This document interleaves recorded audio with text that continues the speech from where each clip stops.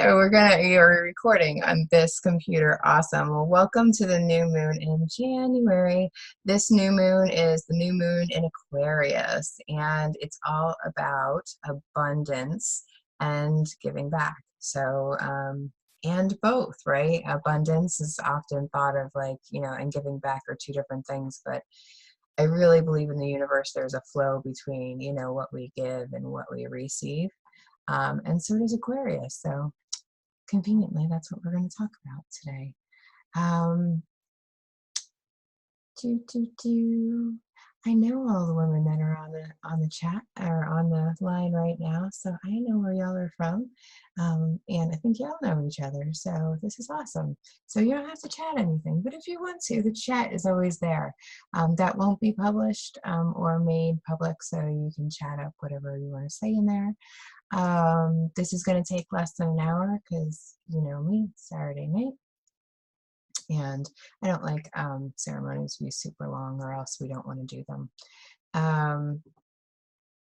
Cool. And I am Christina Smith. I'm a life coach. I do a lot of workshops and fun things. I love these new moon circles. They're probably my favorite. Just some notes before we start is that we're going to use the word God, use whatever works for you, higher power, universe, whatever, divine, feminine, I don't care, whatever it is that you want to use, just be flexible with me if I use one of those terms. We talk about core desired feelings. I know everybody that's live knows about these, but just for the people in the recording, core desired feelings is something that comes from desire mapping process. And it's basically what core desired feelings are, is how we truly want to feel most of the time in our lives. I always talk about momentary desired feelings too, which is not talked about in Danielle LaPorte's course.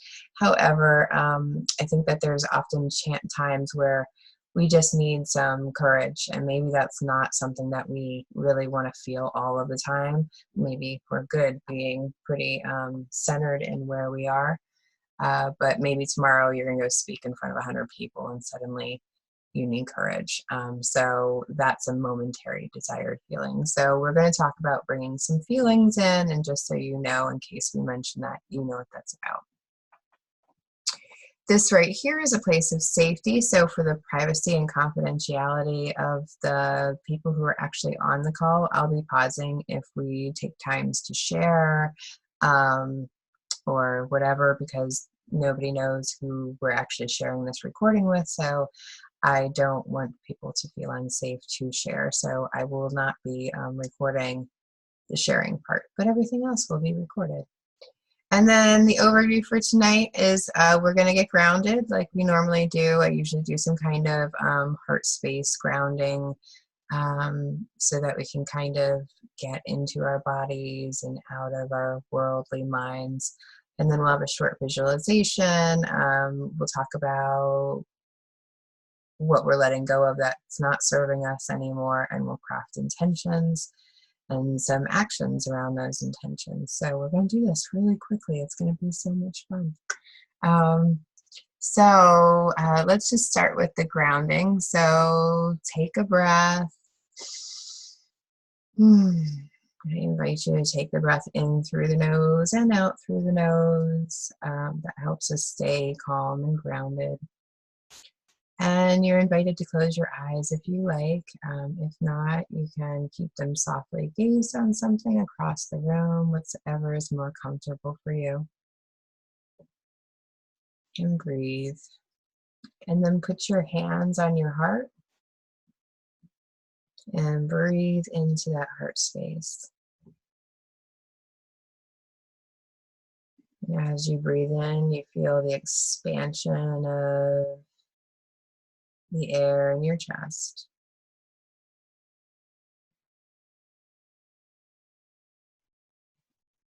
And then breathe and feel the expansiveness of the space in your chest. Feel your heart expanding.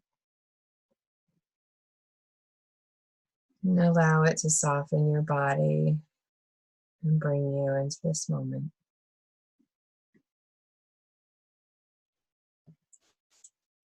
As you breathe, you're going to forget about all of the worries and thoughts you had before you got on this call to this connection.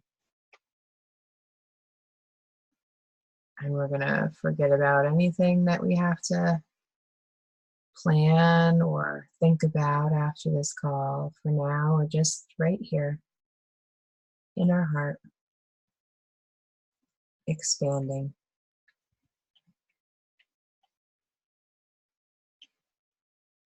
Now imagine in your heart space a light pink color swirling through your heart.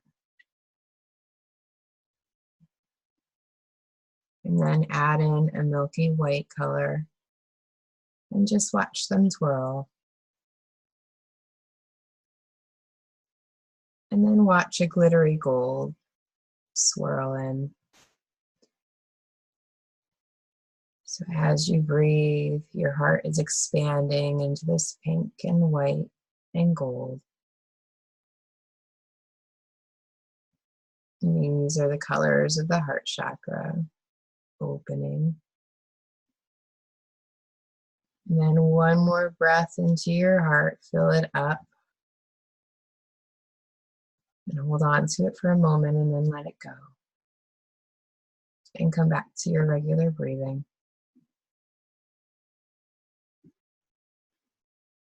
And then we're going to ask your heart for the answers to one question. And whatever comes up, let it be there without judgment. Ask your heart, how does abundance feel to me? How does abundance feel to me?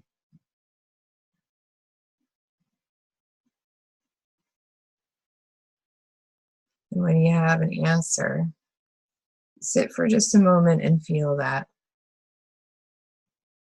Notice how the word abundance feels.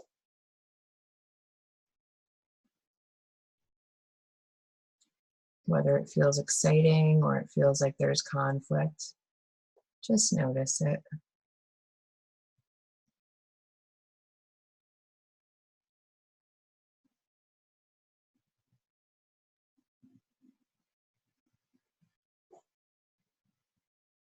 After you've noticed what it feels like and can somewhat describe it, you can take a breath and gently come back to your space and back to this connection.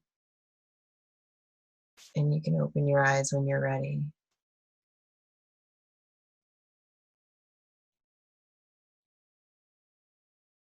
Awesome. And if you like, you're welcome to share those feelings in the chat.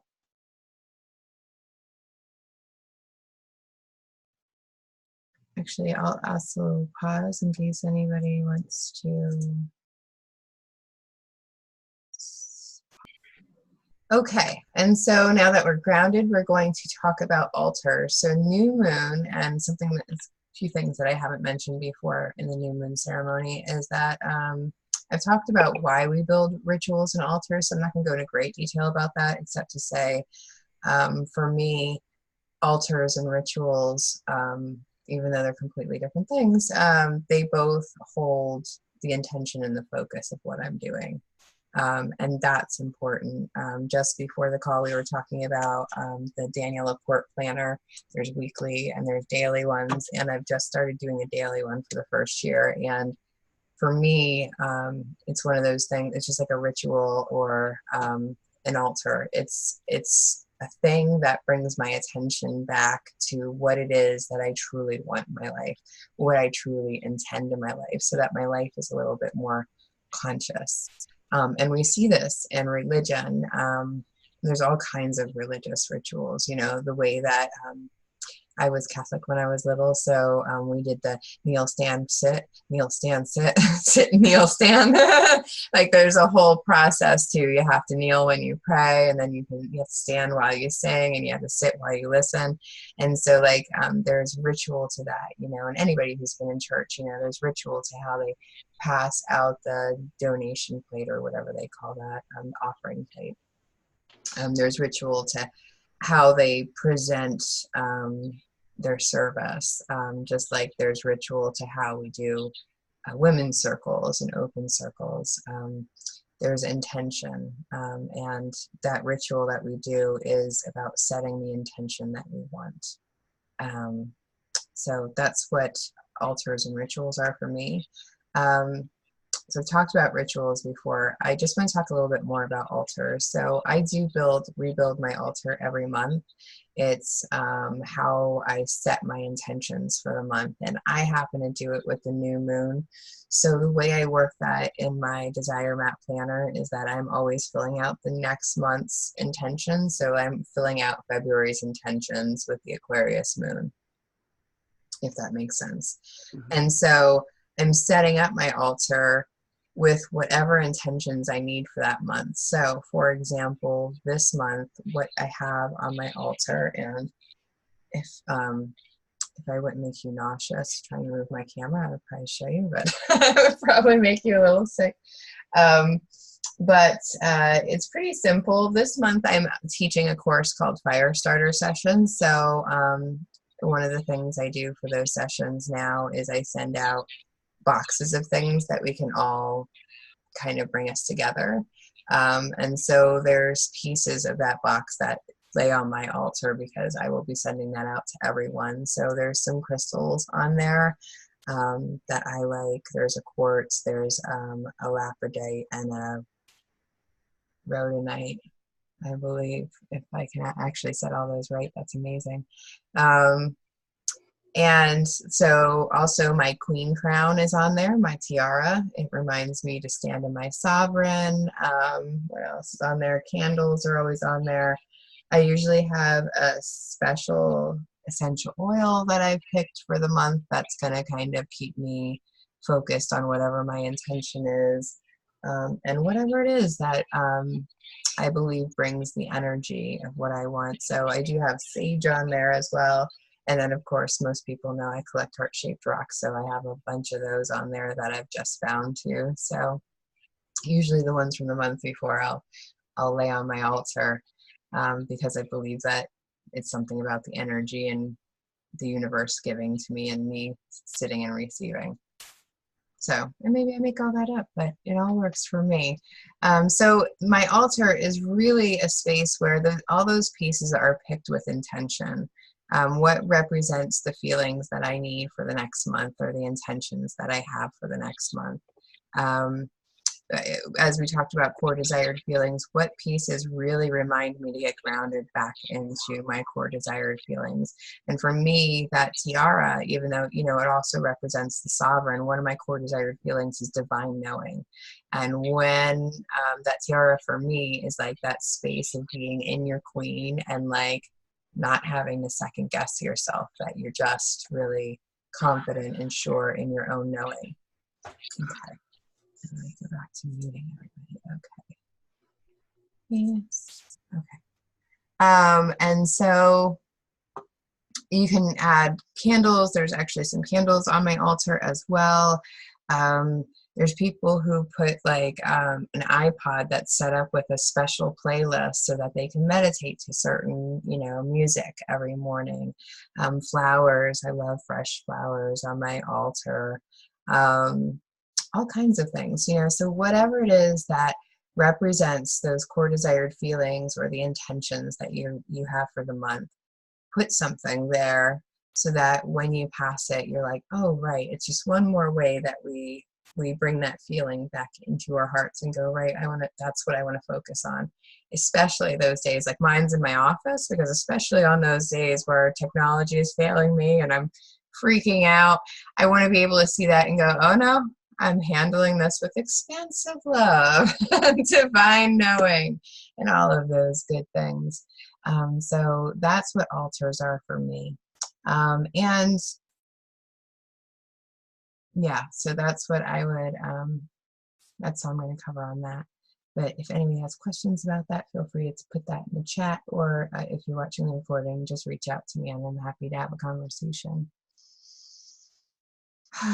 So the next piece after we build our altar would be to release our old intentions. So whatever it is that we had intended for the last month, or this really is like the first moon of this year, of this lunar year, because the lunar year just started a few days ago, I believe. So you might be looking at the last year or just the last month. And what we want to look at is what worked and what didn't. That's basically how we look at what our intentions were, and were they successful? Did they fail? Did we not do them? Did we choose not to do them because they weren't working for us? And then letting go of what worked, what didn't work. Things, oh wow, my brain just went blank. So we have a ritual for this. Let's move into that. So I write down my intentions in my desire map planner, because that's, where I write them. I used to do a journal, so wherever it is that you may have written down your intentions from last year or last month, you want to just look back at that. And when you look back at that, you're going to see a few things, right? You're going to see some things were wins, right? And some things were not such winning things, maybe lessons instead. And what I like to do is I get out Post-it notes. See, I got all kinds of Post-it notes.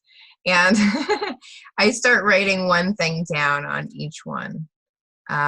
Things that worked, things that I celebrated, lessons I learned when things didn't work out the way I wanted, and then maybe just goals that I had, whether or not I actually accomplished them, what was the goal and where did I go on it. So right now, if you have your notebook, I would suggest we're just, you can do a full list later, because I know that I could go on and on, especially now that I record everything. I have tons of things. But I go through and write down a few things that worked and a few things that didn't work. And then some lessons that were learned, whatever it is that came up in the last month or year, whatever time period you're looking at.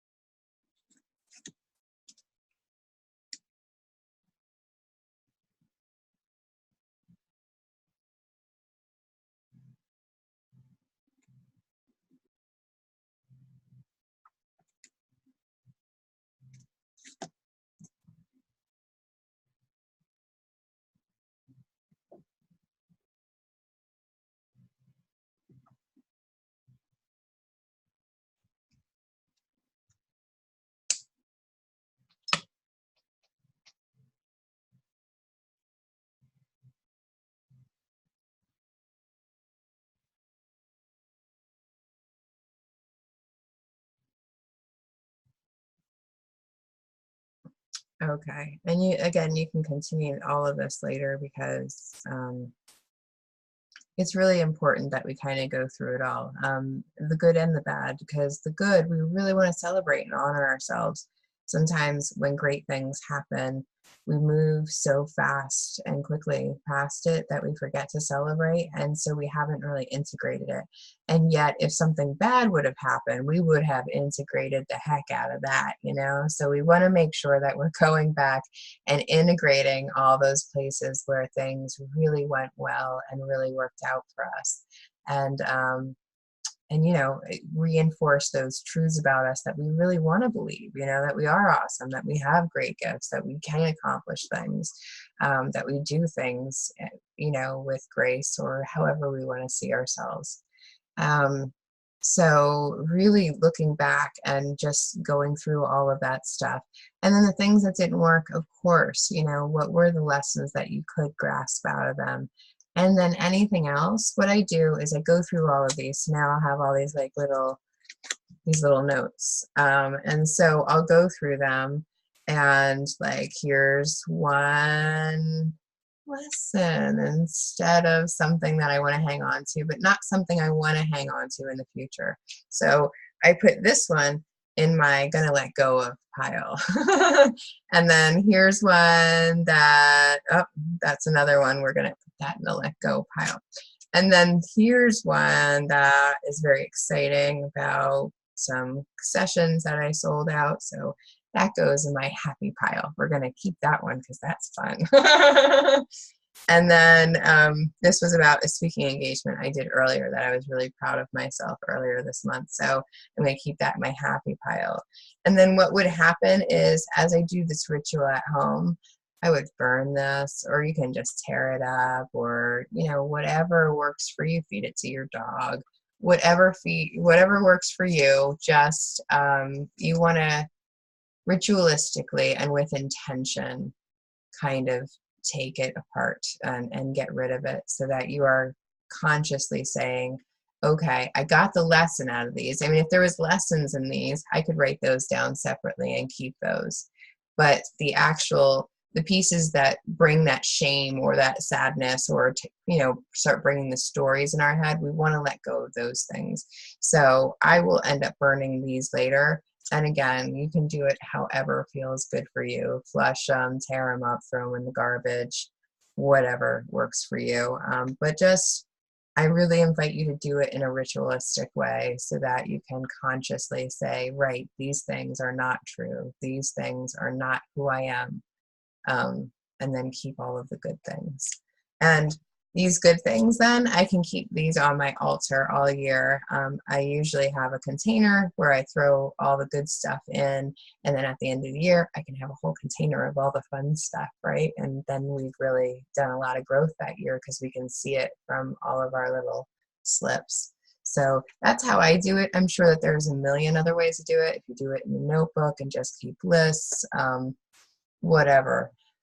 Just the important part is that we're getting rid of any of the stuff that's weighing us down that we no longer need. Because if we don't do it consciously, we unconsciously will continue to drag it around with us. And that's when we can start to feel heavy and disconnected. So let me just go through my little outline here. Hold on, my mouse dies. I'm paying attention. And just make sure. Yeah. Cool. So about this new moon. So this is the Aquarius new moon. It's the abundance and giving back. And I really love the flow. And flow is a very divine feminine quality. The flow of reciprocity. And I really liked what someone shared about Thanksgiving being like their thought of abundance, of like overflowing food and family and love and, just that warm feeling. And that to me is also abundance now. And the abundance in that is that, I mean, especially when you talk about the romantic idea of Thanksgiving, is that there was a give and take, that everybody brought something, and that's why everything overflowed, basically, is that we all had this reciprocity that we just wanted to give and share with other people. And that to me is truly what abundance is about. Personally, I think I mentioned, and I mentioned it while we were sharing, so let me just mention again that I used to have conflict with the word abundance, because it felt like the hoarding of resources to me. And that's from my experience of growing up really poor, and probably envy, and jealousy that other people had so much. And at the same time, there's a part of me that still likes to stay minimal, like only likes to take my share. And you know, whatever I believe that is. So abundance was a little conflicting for me a few years ago. And yet, as I started looking at what is abundance, right? Abundance can be abundant friends, abundant love, abundant pets. It could be abundant vacations. I mean, it depends on what abundance looks like to you. It doesn't mean that you have to have a huge house or, you know, a six-figure car or whatever abundance might seem like when it was conflicting for me. Like for me, it was like the rich and the famous. Like it reminded me of that 80s show. Do you remember the guy with the accent be like, here are the homes of the rich and the famous. And that doesn't have to be abundance. It doesn't have to look like that. But now I have like abundant dreams. There is abundance. Like, and to me, the glory of abundance is because the more I have, the more I know I'm going to give back. And so I really want to have that abundance so that my cup is overflowing so that I can be giving. Because I don't know if you're like me, but so many times I give when my cup's not overflowing because I think I have to fill everyone else's cup before I'm allowed to fill my cup. Um, and that is where I think the balance of abundance is. Abundance means that I'm going to fill my cup first until I have enough, and then I'm going to help other people. And when we have abundance, we have the ability to do that. And not feel guilty about it. And so, like I said, abundance can be anything. It could mean that you have an abundance of desires, relationships, purpose, success or confidence, authenticity, realness, space, self-acceptance. All of those things can be abundant. So we are going to do a little visualization. And we're going to run into our sovereign, and she is going to help us understand what abundance looks like for us. Sound good? Okay. So we're going to get more grounded in our heart, and then we're going to take a journey, and we're going to meet our inner sovereign. Everybody on the call right now is a woman, so we're going to go with queen, but if for some reason there is a man watching, welcome and thank you. Feel free to substitute he and king and sovereign wherever we throw those things in. So get comfortable again. You can sit down or lay down, whatever is more comfortable for you. I invite you to close your eyes and take a big breath. And just notice your breathing.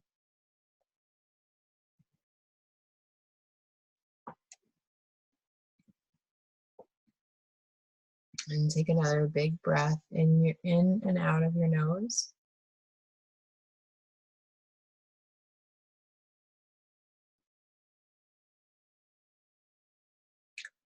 And now imagine yourself standing in a blank white space. It's just an empty white space. And then you notice those heart vibration colors swirling next to you in a cloud. Those colors again are cotton candy pink, a milky white, and a shimmering gold. The colors are soft, they're bright and flowing while not mixing. They just keep swirling. And then touch those colors. Notice the softness of the colors. Perhaps they feel cool and refreshing, or maybe they feel warm and cozy. Notice how they feel for you when you touch them.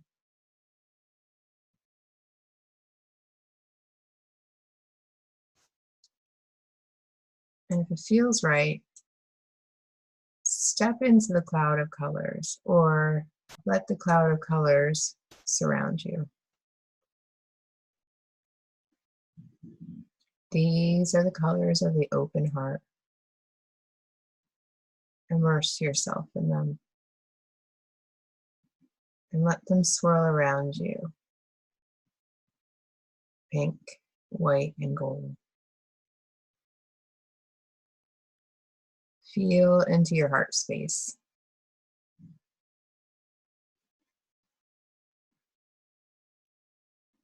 Now imagine closing your eyes in this white space and just feeling it. You can't see the colors, you just feel them. And when you open your eyes, you're seeing yourself in a garden. This is your garden. This is your safe space. You can make it look however you like. Maybe it's a garden of flowers or an orchard of trees. Take a moment and design your space.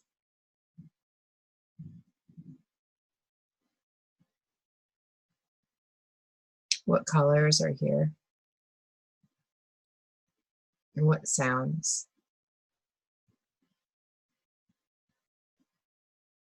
And what does it smell like?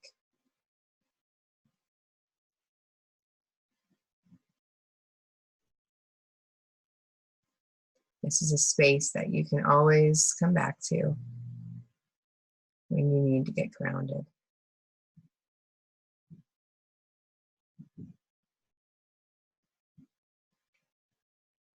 And when you have taken in the whole space, you notice there's a woman coming towards you. And she is wearing regal attire. She may look like you. She may not. Either way, this is your inner sovereign, your queen. She's always with you, and today she has something she wants to show you. Greet and connect to your inner queen, however feels comfortable to you. That might be a nod, a hug, a kiss. Connect with her.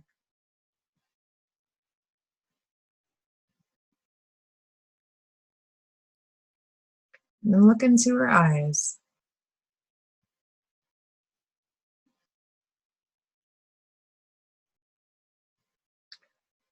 Notice that she is trustworthy. She stands by truth.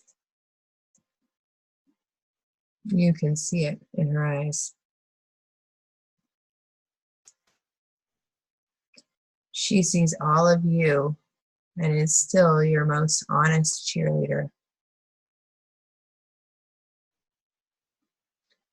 She sees all of your gifts, imperfections, intentions, wisdom, and doing.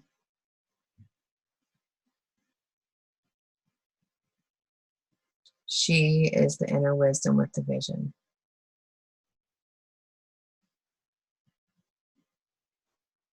She tells you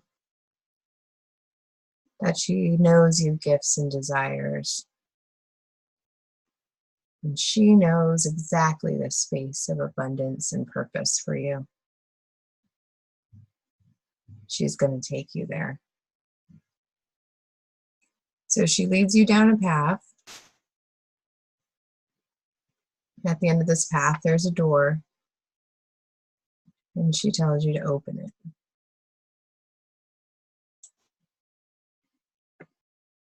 This room holds your desires. And your desires are a birthright. When you walk through the door, it's a bit more than you've dreamed for yourself before. In this space, you get to be as creative or focused or inspired as you like. This is the space where you fulfill your purpose. Your work, your big bad dreams live here, already accomplished.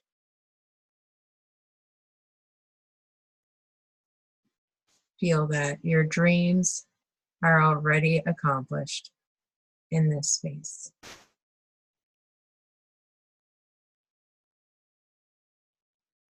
This is the space of abundance designed just for you.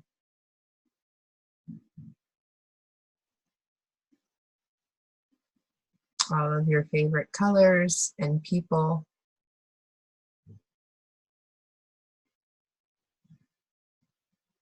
All of the tools, supplies, and space for everything you want to be doing with your gifts. What is this space? Is it a home, a building, a castle? Is it outside?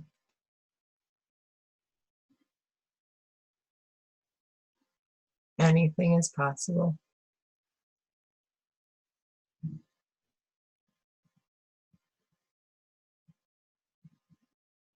What do you see?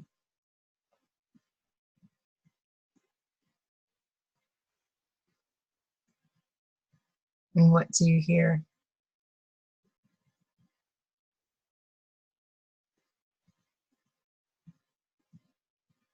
And what do you smell?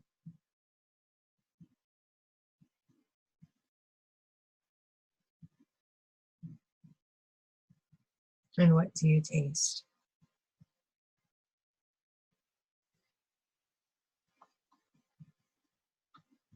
As you go, keep editing by adding things that come to mind. Maybe what you would do as an occupation, if you would have an occupation. Maybe add all the evidence of your success, awards, or dreams having come true.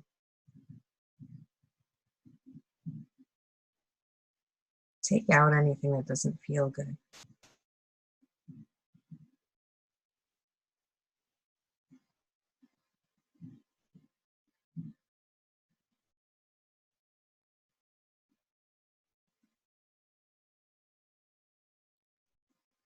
How does this abundance feel?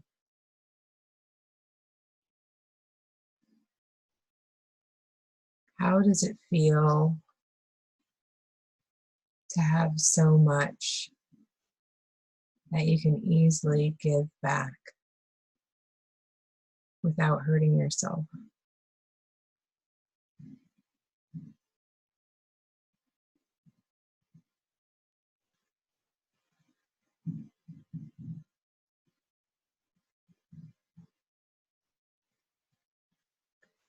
Your inner queen is right next to you. She asks you what you think.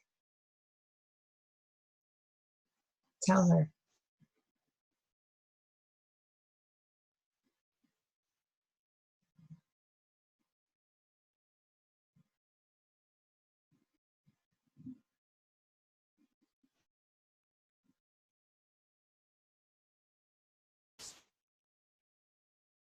Ask her for wisdom. Ask her how you can embrace more abundance. Is there something you need to know or do in order to embrace abundance more?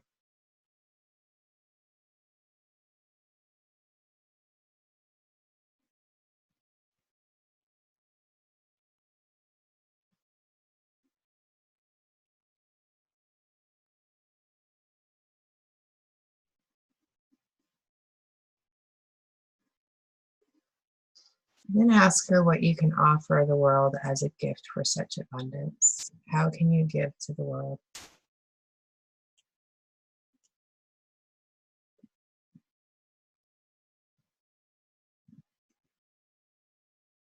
And thank your sovereign for her wisdom.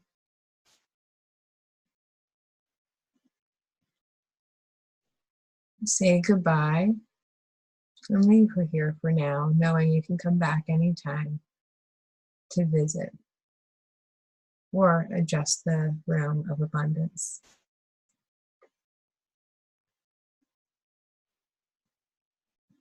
You turn around and walk back through the door, and you enter the sweetness of your garden. Take a breath in that space. And notice the pink, white, and gold swirling in the garden, and step into it. Imagine closing your eyes and being held by these colors of the heart, and take a breath into that feeling.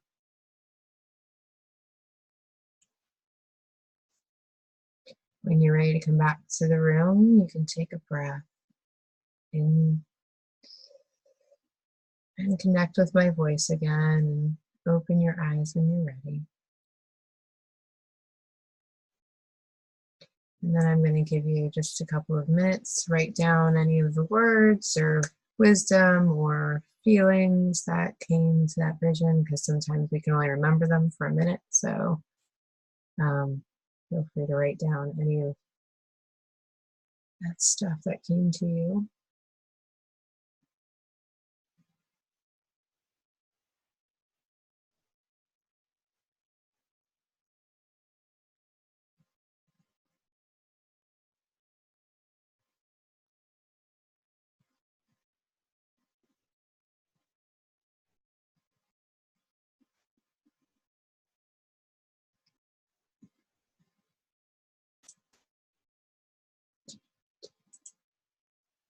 Cool. We're only a few more minutes away, so so you can write more when we're done. So the last piece for the, for how I kind of set up my month is really about our crafting our intentions. And intentions are really great, but for me, they're like manifesting things. Like, it's only good unless there's action kind of going with it, because I can sit here and be like, I want to make $1 million. And then if I just sit here and just stare at the computer, chances are I'm not just going to make $1 million. And there's really much less of a chance if I'm not doing any action. So my inner warrior always believes that there's action. And I think it's really, this is when I talk about the divine feminine, this is where the divine feminine and divine masculine come together. The divine feminine is that setting intentions and manifesting and wanting to allow and flow. And then there's the divine masculine, which is about, well, let me do something to make things go, and let me actually go accomplish the thing or do the mission. And so feelings, intention, and action. We want to define how we want to feel for the month. What is the goal of the month? And of course, those people who have been through desire mapping with me, our feelings are kind of our goals, and our intentions, that's what we're keeping in mind as we are going forward. So often our core desired feelings are our intentions. At least they are for me.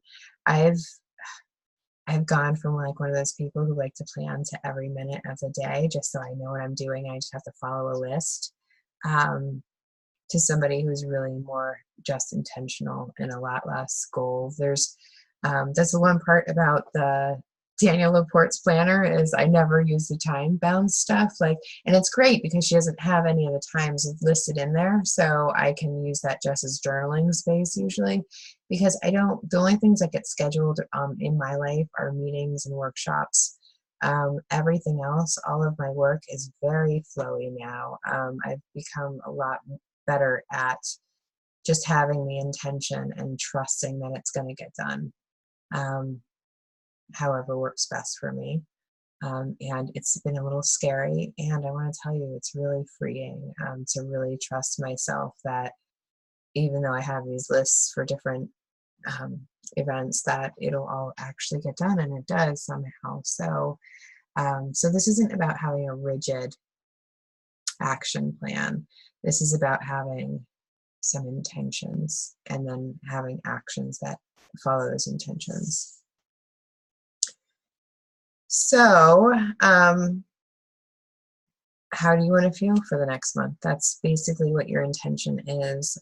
You could also craft other intentions, of course, like my intention is to grow my business, or my intention is to do some personal development this month, whatever that intention is. Again, for me, it's my core desired feelings, which is transcendent, divine knowing, and expansive love.